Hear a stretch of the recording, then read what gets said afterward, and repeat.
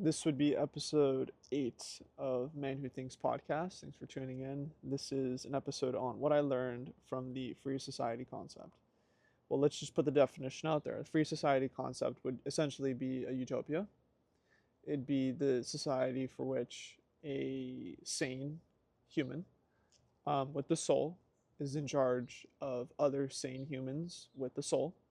And the only difference between the person that's quote unquote in charge compared to the rest of the people is that while everyone else is doing what they can do, that one person who's in charge is doing what they're supposed to be doing. And they're essentially sacrificing the ability to be everything and being the one thing that is technically needed, which is someone who can govern themselves. And what I mean by that is a free society is only free in the sense that the people's minds are free. So to achieve a free society, there aren't people begging for a free society. There is a society built up of people who freed themselves. That is a free society. And they would objectively have one person that is a sort of savant guru in a very literal way that can do everything that everyone else is doing, but chooses to best use their time monitoring the society. Of course, there are people who could think differently than that person and have their own wits about their decisions and have their own opinions. Of course, it's the whole point of the free society. But for the greater good, there technically can be a person who sees above it all when not everyone can see everything. Um, I've thought about this to the extent that the horoscope comes into play, for which there are 13 different kinds of people in terms of their characteristics and personalities that are universal to an extent. And because of that one notion, there is one person who can see everything through everyone within a line of 13 people. There is one person, so then there'd be 12 people, and of course those 12 people could all also be that one person. It's the whole point of the free society. But in a very honest and literal sense, in the same way that someone would rather not be that person, there is a person who would rather be that person. So if you're 3 minutes and 15 seconds in this video, I first have to thank you, and then second, I'm going to slow down and we're going to digest this a little bit.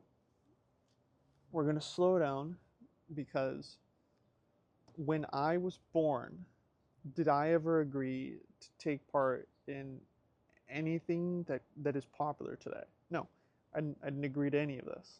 Nothing. But because I'm 24 as of May the 29th, 2025, I also recognize that, and I've been asking myself this question, and we're going to use this as the metaphor. How do you get people to go shop at a farmer's market? And I answer that question by recognizing that I first have to go shop at a farmer's market. I don't have any control over you, the viewership, and whether or not you choose to go to a farmer's market or not.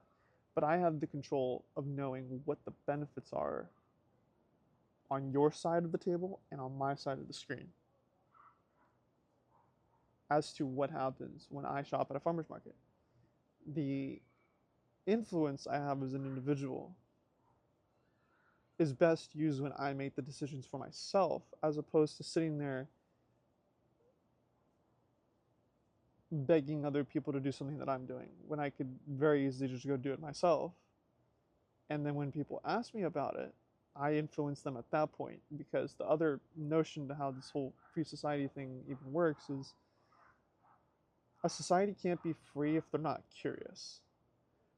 How could someone give someone a list of things that they can do, what happened to all the stuff? They're essentially telling you what you're supposed to do because they also know what you're not supposed to do. See, I wouldn't do that. How is that free? Free is go do. Like, do whatever you want, but understand there's limits and bounds to what can be sane and insane.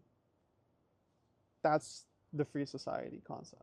It's the free society concept is more about the liberation of an individual, unconditional to any kind of entity, book. It's just the thing that thinks in here, and then this suit rental we call the flesh body carne.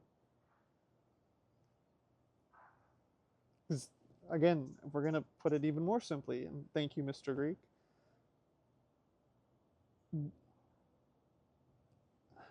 I'll take this in steps. We'll wrap up soon.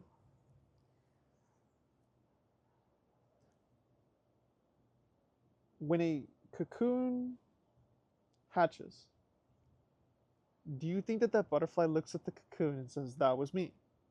Does the butterfly go and look at other caterpillars and say, I wish you the best. I know that that was me at one point.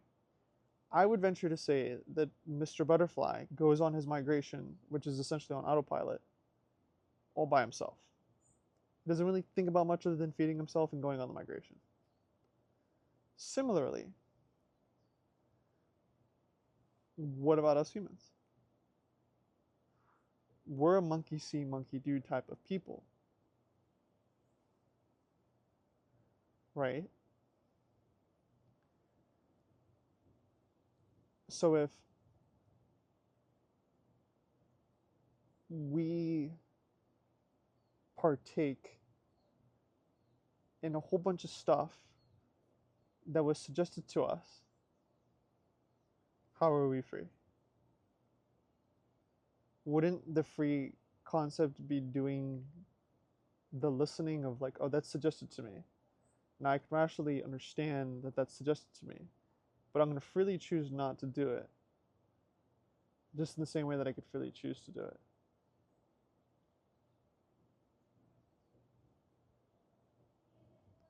That's a free society.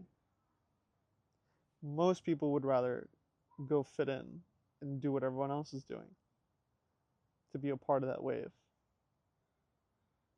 than to recognize that they aren't the wave and recognize that they're watching the wave and then go about their own lives.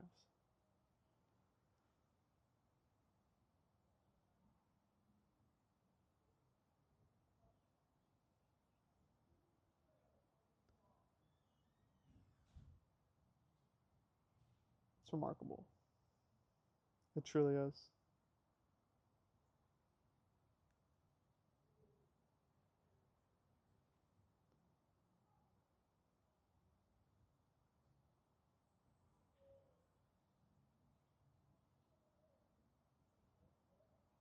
I'm just watching the sun's moving. It's like the background's also changing. The birds are flying. They're free. They they have a pulse to them. Just in the same way that, for example, I'm free to breathe, right? But who's doing that? My blood is circulating through my body. How is that happening? This intelligent thing doesn't have a rule book.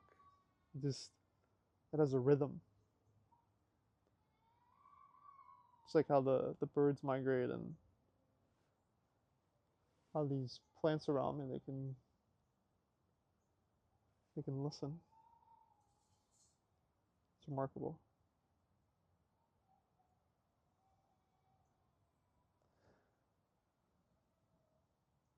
So yeah, that's what I learned about growing my own food. It's also what I learned about the free society. Be more like nature. Take care. All the best.